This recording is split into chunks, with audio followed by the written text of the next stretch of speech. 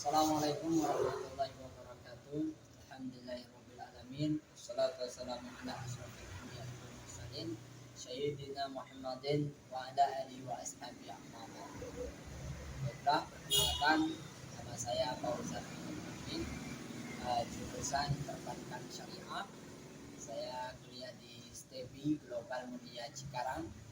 Baik, di session kali ini saya akan menerangkan tentang fikih muamalah mengenai mudharabah. Apa itu mudharabah?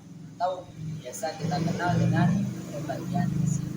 Mudharabah ataupun pembagian hasil dari pengertiannya adalah kerjasama dari dua unsur ataupun lebih, yaitu pihak pertama atau sering disebut dengan pihak pemodal dengan pihak kedua atau sering disebut dengan pengelola. Ada beberapa hal yang harus diketahui mengenai mudharabah atau pembagian hasil.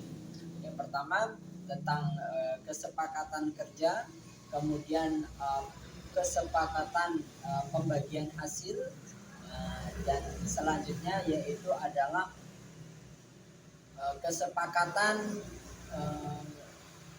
yang lainnya. Itu di dalam Islam juga mudharabah dibenarkan ataupun dibolehkan menurut syariat Islam. Lalu bagaimana pandangan ulama mengenai mudharabah, mengenai pengertian mudharabah?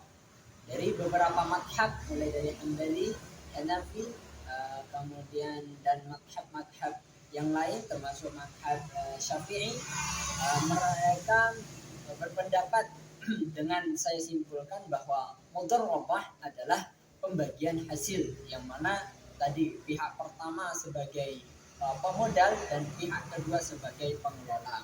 Baik di situ pemodal mengeluarkan menginvestasikan berupa material, berupa uang, ataupun menginvestasikan berupa benda ataupun jasa yang bisa dikelola sehingga bisa mendapatkan penghasilan di satu perputaran periode. Selanjutnya yang perlu saya terangkan sesuai dengan firman Allah yang ada di surat An-Nisa ayat 29 mengenai ya ayyuhalladzina amanu la taqulu bainakum bil batil. Wahai orang-orang yang beriman, kalian janganlah memakan harta sebagian kalian dengan cara batil, dengan cara yang tidak benar. Di dalam ayat ini menerangkan juga bahwa ketika kita sudah melakukan mudharabah, melakukan kerjasama, melakukan itu kita dilarang untuk saling berkhianat antara satu dengan yang lainnya. Bil batil, jangan kalian memakan harta saudara kalian yang kalian sudah kerjasama di sana, kemudian kalian berkhianat di sana, itu diharamkan.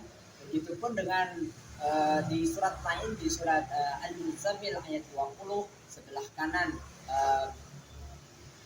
kanan diterangkan di sana bahwa kalian silakan mencari karunia-Nya Allah di muka bumi ini.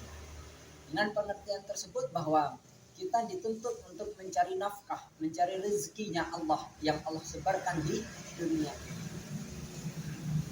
Itulah pengertian sedikit mengenai mudharabah.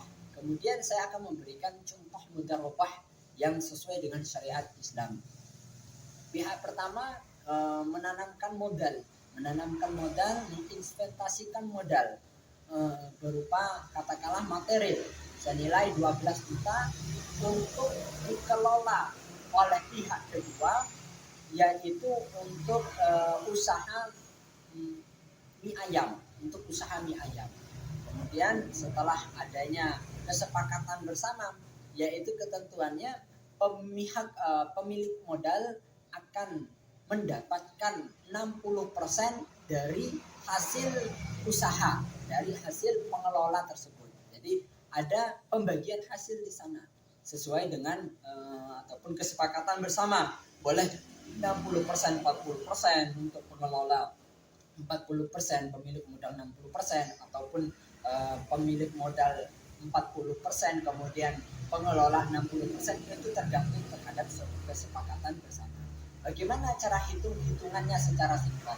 Secara simpel hitungannya adalah ketika sudah jatuh periode pertama, baik 1 bulan, triwulan, ataupun 1 semester ataupun per tahun, maka dilihat di sana berapa hasil dari usaha yang telah dilakukan. Kemudian dipotong dengan biaya-biaya, baik biaya bahan baku di sana, kemudian biaya sebagainya. Nah, kemudian di situ barulah ada namanya laba bersih. Laba bersih inilah yang akan dibagi 60%. Seandainya di sana ketika penghitungan akhir periode 1 bulan, yaitu mendapatkan 2 juta, dari laba bersihnya, sehingga pembagiannya adalah 2 juta dikalikan dengan 60%, yaitu adalah 1.200.000, itu sebagai pemilik modal, sedangkan yang 40%-nya keuntungan untuk yang mengelolanya, yaitu 800.000. Itu kalau kesepakatannya 60% dan 40%. Baik, masih banyak lagi mengenai mudharabah. Dan tetapi di sini saya hanya menyampaikan secara singkat saja mengenai pengertian dan contohnya. Mungkin itu saja yang dapat saya sampaikan. Pesan saya di sini, silakan kawan-kawan yang mau mudharabah, bekerja sama, melakukan kesepakatan bersama. Akan tetapi kita sebagai orang Islam, orang iman, harus tahu kriteria syariah, kriteria akidah yang ada di dalam Islam tersebut. Alhamdulillah, jazakumullah khairan. Assalamualaikum warahmatullahi wabarakatuh.